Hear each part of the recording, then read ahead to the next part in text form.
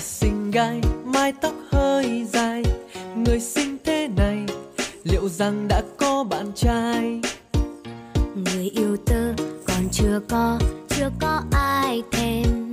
Từ xưa đến nay vẫn chưa tìm mấy nhân và chỉ sang một có thứ. Thao có con cho tiền, cũng chỉ cho tớ cứ nhớ tiền mỗi. Đúng lúc gặp em thời khắc khi xưa, mới thêm bao ký ức ngọt ngào.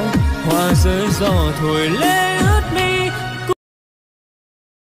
咁啊，最凶。你交啦。就啷个弄有你搞都有其他来搞不到有。这里弄了个这么点多一个这么多，这么多。Là vì em đã hết thương tôi rồi, giờ em đã có ai bên đời. Tôi đợi chỉ một người không thương, tôi chờ chỉ người làm tôi đau. Giờ đây nếu có quay trở về thì con tim đã thôi mong chờ em về đi. Tôi chỉ trong lý tưởng nên thân của mẹ nhỏ là ấm á.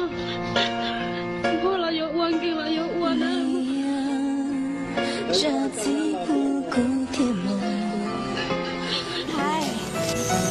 Hả? Cao tôi là làm gì? Tôi à. Đúng thế. Có cậu của tuân trí con thể nói có muốn được đa di sản trí của na. Dạo nổi tê, yêu tan thọ chỉ muốn gì là o. Chua yo chua cu nhon yo lúc qua mùa xì. Muốn nhẹ thiết sao rung rào, rung sao sao rung gì kia.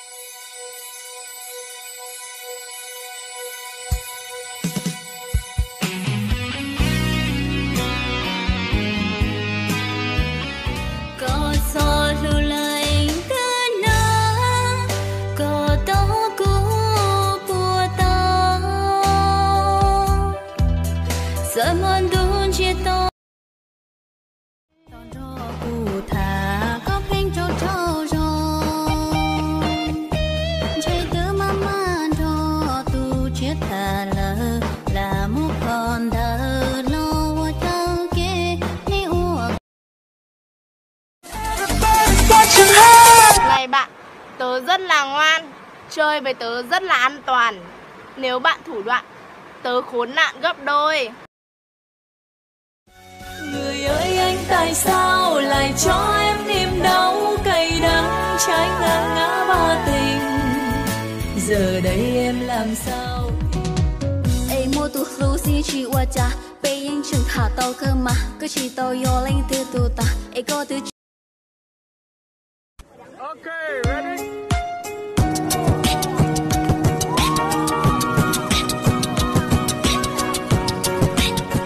Là cô xưa gió chia tu chia.